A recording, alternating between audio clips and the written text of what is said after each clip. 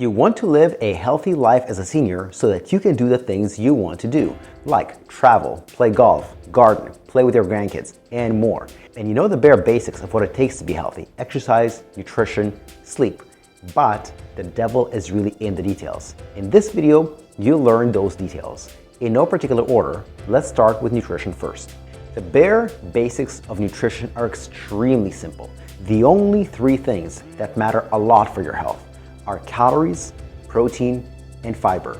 Those are the three major things, which brings the question of how many calories do we need to eat? You need to eat the right amount of calories to not be overweight or underweight. And the way you calculate that, if you choose to count calories, is you multiply what you think is your ideal body weight in pounds by 13. And you add in whatever else on top of that for exercise. That's the calories. Next is protein. What is protein needed for? It's needed for a lot of things. We often think of it in terms of muscle. And yes, we need that, because one of the biggest issues that afflicts older adults is a condition called sarcopenia, which is the loss of not just muscle mass, but also strength. We need both muscle mass and strength, and they are not one and the same. We need strength to do the activities of daily living, things like gardening, things like bathing yourself, walking around, carrying groceries, general activities of daily living that require strength. Muscle mass is needed for other things like bone mass to prevent osteoporosis, things like metabolic health to keep your blood sugar at a normal level, as well as your blood pressure. These are all effects of sufficient muscle mass, which you bring about through a combination of strength training, which we'll talk about soon, as well as adequate protein. The question then becomes, how much protein do I need? Well, protein requirements depend on three factors. In no particular order. One is your body weight. The heavier you are, the more protein you need. Two is your activity levels. The more active you are, the more protein you need, especially if your activity is strength training. And three, your age, whether you're over 60 or under 60.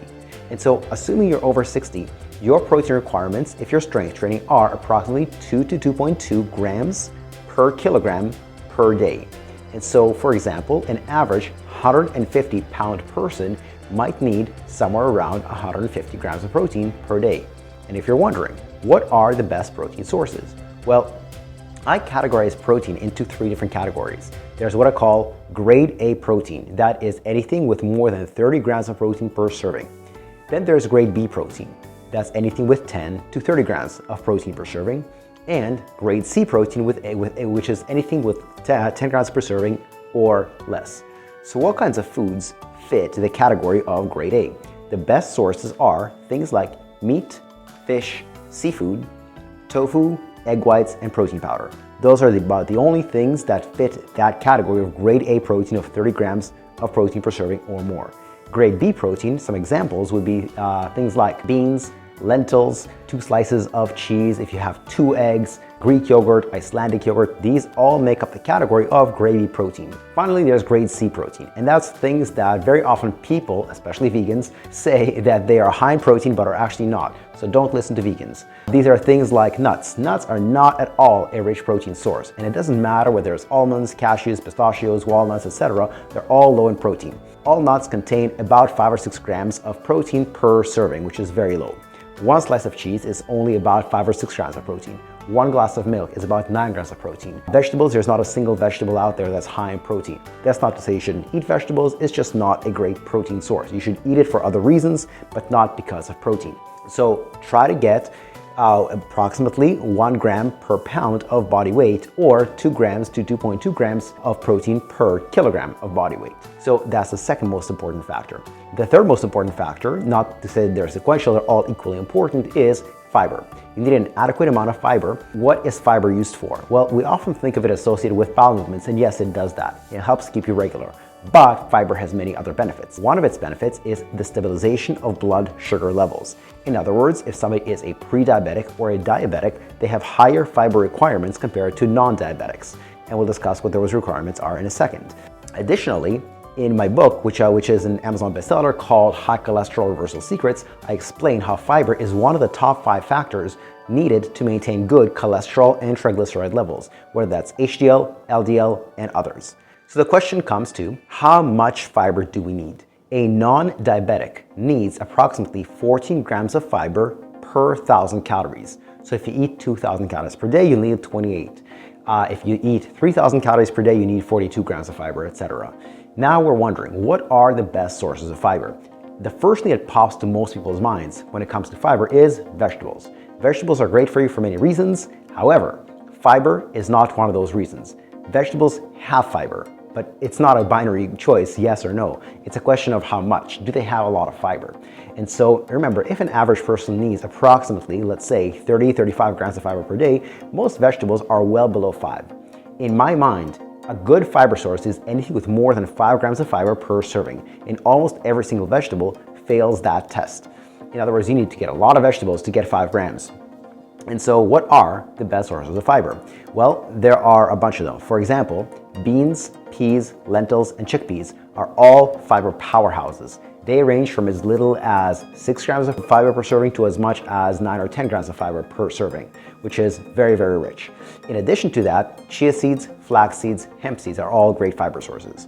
Also, certain fruits, especially blueberries, blackberries, raspberries, are great fiber sources, and a very underrated fiber source is dried fruits, especially dates, figs, and prunes. Now, a lot of people think, well, they're full of sugar. Isn't that bad for you? Well, no. Sugar is actually 3 different molecules, which are glucose, fructose, galactose. And it's glucose that raises blood sugar the fastest and the highest. Most dried fruits are actually higher in fructose than they are in glucose, but they are also highly concentrated sources of fiber, making them perfectly fine for both diabetics and non-diabetics. Other sources of fiber in the pseudograin family include things like buckwheat, amaranth, and quinoa. So these are your sources of fiber, and I recommend having at least 1 or 2 of those per meal. So again, to sum up, these are the only 3 factors that matter a lot. Everything else is extremely minor. Whether you do intermittent fasting or you don't do intermittent fasting makes no difference. Whether you eat after 6 or you don't eat after 6 makes no difference. Whether you eat high carbs or low carbs makes no difference. As long as your carbs are of a high fiber source, you're fine, doesn't matter. So everything else is purely preference. So we've talked about nutrition, now let's talk about exercise. You know that you need to exercise, but how should you do it? In general, for overall good health in older adults, you should exercise at least 4 days per week for 30 minutes or more. Now, if you're wondering, oh, I already do that. I go for walks or I take my dog for a walk. Walking is good, but it's not exercise. Here is what exercise is. Exercise is a deliberate attempt to improve an aspect of your fitness, whether that's your strength, your endurance, etc. So walking is good, but are you trying to improve your strength by walking? If so, it's a failing proposition because walking doesn't build strength, not even your legs. Are you trying to improve your endurance by walking? Well, usually walking doesn't do that either unless you're walking on a pretty steep incline. You have to be out of breath. So what counts as exercise? Perspective of endurance or cardio, it's anything that gets you out of breath for a sustained period of time, at least 20 minutes or more. So that could be swimming, it could be walking on a steep incline, it could be running, it could be cycling, it could be rowing. There's a lot of different things that meet the criteria of does it get you out of breath, okay? You don't need to be seriously out of breath. You just need to be breathing hard enough so that you can't really carry on a conversation. That's from an endurance or cardio perspective. From a strength perspective, most people I find lift weights that are way too light for them because they are scared of getting hurt. Remember, we have 2 things to worry about, safety and effectiveness. And while it's true that light weights probably won't injure you, you forget the second part, which is effectiveness. Safety without effectiveness, there is a name for that, waste of time. And so you want both safety and effectiveness. And so heavy weights will not injure you as long as you're working up to them over a period of a few weeks or a few months and you're lifting them with good technique. So the most important thing is actually combining endurance with strength. Neither one by themselves is enough, but you really want both.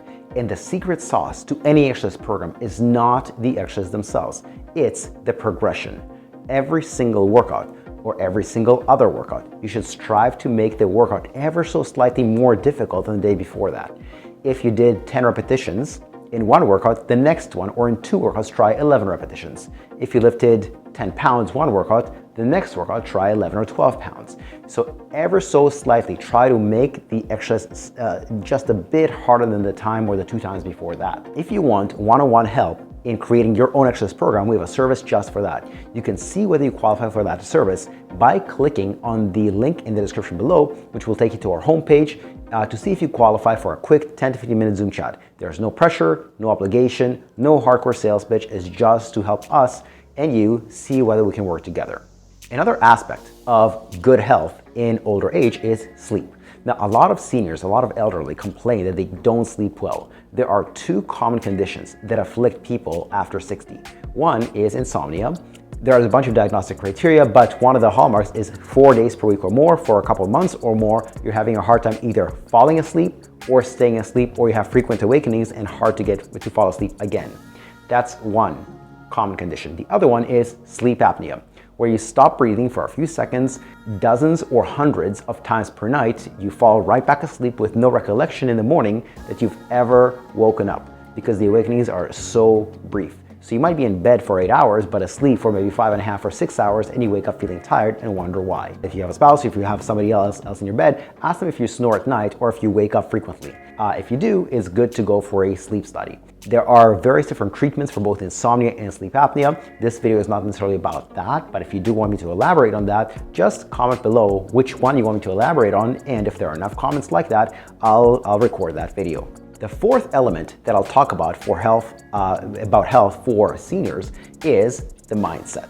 There are 4 aspects of how to think the right way about health and aging. One is you have to think that good health is possible.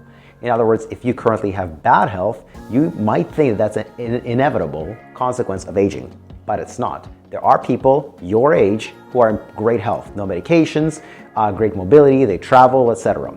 No health conditions either. And so you have to believe that good health is possible, because there's a lot of evidence that it is possible. Because again, a lot of your peers have perfect health. And I understand that if a lot of the peers, your people around you, are equally unhealthy to you, you might think that's normal. So you need to collect enough data from people who are like you in age, but not like you in health, who have better health than you. Then you'll realize that it's absolutely possible.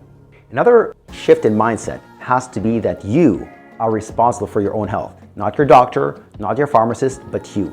Health is an active process. It's not a passive process that just happens or doesn't happen. It's not luck. If you work at it, you'll have better health most of the time. Not 100%. There are some conditions that are highly genetic that you can't modify at all with nutrition or exercise, but things that are lifestyle conditions like osteoporosis or diabetes or high blood pressure are very, very responsive to lifestyle changes. Lastly, this is kind of related to the previous one, is you have to believe that health takes effort. Again, you're not just a passive recipient of good health or bad health. You have to work at it. If you enjoy this video, I have a newsletter especially for people after 50. And if you want that newsletter, you can click on the link in the description below, and that'll give you the opportunity to subscribe to our newsletter, and you always have the option of unsubscribing. Thank you and goodbye.